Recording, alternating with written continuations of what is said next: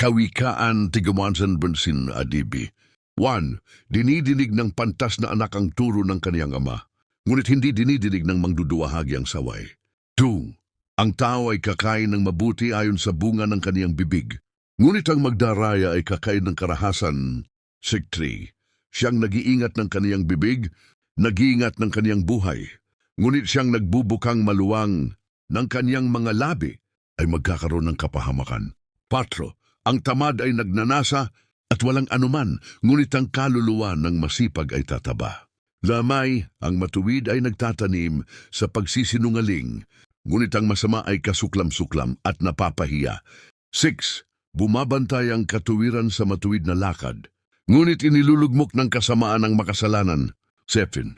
May nagpapakayaman, gayon may walang anuman, may nagpapakadukha, gayon may malaking kayamanan.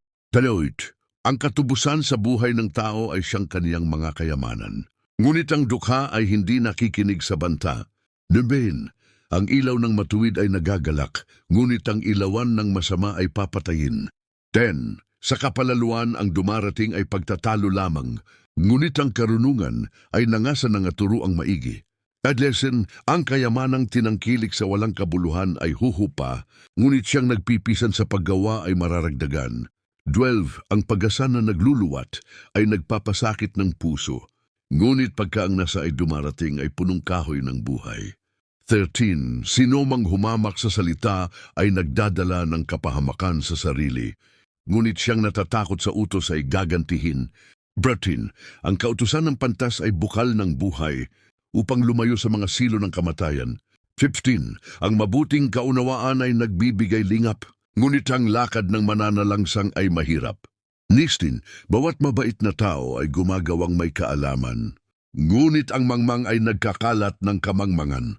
17. Ang masamang sugo ay nahuhulog sa kasamaan, ngunit ang tapat na sugo ay kagalingan. 18. Karalitan at kahihiyan ang tatamuhin ng nagtatakuwil ng saway, ngunit siyang nakikinig ng saway ay magkakapuri. 19. Ang nasa na natupad ay matamis sa kaluluwa, ngunit kasuklam-suklam sa mga mangmang na humiwalay sa kasamaan. 20.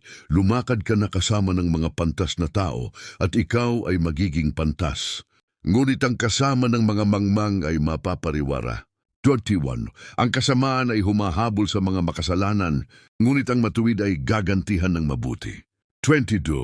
Ang mabuti ay nagiiwan ng mana sa mga anak ng kaniyang mga anak, at ang kayamanan ng makasalanan ay nalalagay na ukol sa matuwid. 23. Maraming pagkain ang nasa pagsasaka ng dukha, ngunit may napapahamak dahil sa kawalan ng kaganapan. 24. Siyang naguurong ng kaniyang pamalo ay napupuot sa kaniyang anak, ngunit siyang umiibig ay nagpaparusang maminsan-minsan. 25.